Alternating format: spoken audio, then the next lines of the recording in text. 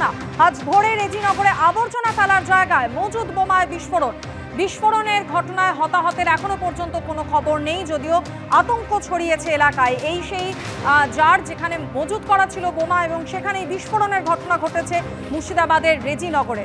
ঠিক কি ঘটনা ঘটেছে বিস্তারিতভাবে জানতে কথা বলে নেব। আমাদের সঙ্গে টেলিফোন লাইনে রয়েছেন প্রতিনিধি রাজীব চৌধুরী। রাজীব, পুলিশ সূত্রে কি জানতে পারছো, কিভাবে ঘটলো বিস্ফোরণ? মাধুরী, যে ঘটনাটা ঘটেছে সেটা হচ্ছে ভোর রাতে নাজিরপুরে পশ্চিম পাড়ায় একটা চাইগাদার কাছ থেকে বোমা বিস্ফোরণের খবর পাওয়া যায়, এবং সেই বোমা বিস্ফোরণের প্রচন্ড শব্দে এলাকার মানুষজন হতচকিত হয়ে পড়েন। এবং এর পাশে বেশ কিছুটা দূরে যে ছেতিয়ানি এলাকায়, সেখানে কিন্তু 23টি মজুদ বোমা উদ্ধার করে পুলিশ, এবং সেই বোমা ইতিমধ্যেই সেটা পুলিশ ঘিরে রেখেছে, এবং সেই বোমা ঘিরে রেখেছে এবং বোম স্কোয়াডকে খবর দেওয়া হয়েছে। পুলিশ সূত্রে যেটা জানা যাচ্ছে, সেখানে 23টি বোমা উদ্ধার হয়েছে। দুটি পৃথক জায়গায় ঘটনা, ছেতিয়ানিতে বোমা উদ্ধার হয়েছে এবং নাজিরপুর পশ্চিম পাড়ায় বোমা বিস্ফোরণের ঘটনা ঘটেছে, এবং বোমা বিস্ফোরণে হতাহতের কোনো খবর না হলেও কিন্তু এলাকার মানুষজন ঠিক ভোর রাতে এই বিস্ফোরণের খবরে কিন্তু তারা হতচকিত হয়ে পড়েন, এবং এই তীব্রতা এতটাই ছিল যে ছাইগাদার কাছ থেকে এই বোমাটি বিস্ফোরণ হয়, তার যে সমস্ত ধ্বংসাবশেষ ছিল সেটা ছড়িয়ে পড়ে একেবারে পাশের বাড়ির যে ছাদের উপরেও সেই ধ্বংসাবশেষ কিন্তু ছড়িয়ে পড়ে।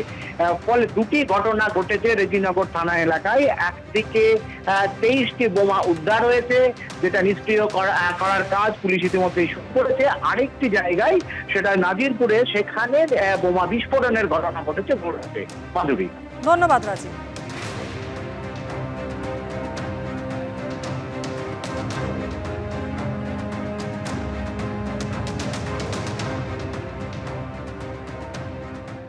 তমলুকে অভিজিৎ গঙ্গোপাধ্যায়ের কেন্দ্রে তৃণমূলের পশ্চিমবঙ্গ প্রাথমিক মাধ্যমিক শিক্ষক সমিতির বিক্ষোভ।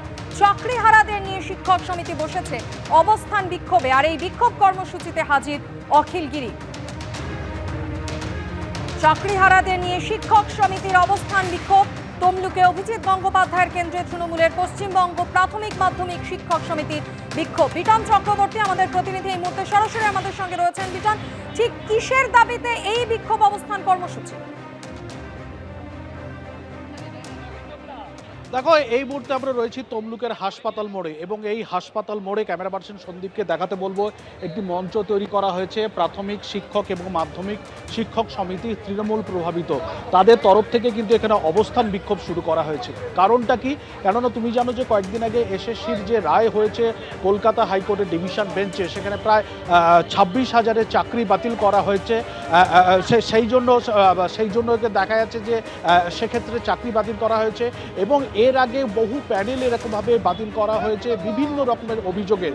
এবং যারা আন্দোলনকারী, তাদের যেটা বক্তব্য যে তারা অবস্থান বিক্ষোভ শুরু করছেন, এবং তাদের যেটা বক্তব্য এইরকমভাবে যে শিক্ষকদেরকে যেভাবে চাকরিচ্যুত করা হয়েছে রাজনৈতিক স্বার্থে, তার প্রতিবাদেই কিন্তু তারা এরকমভাবে অবস্থান বিক্ষোভ শুরু করেছেন। ধন্যবাদ বিটন।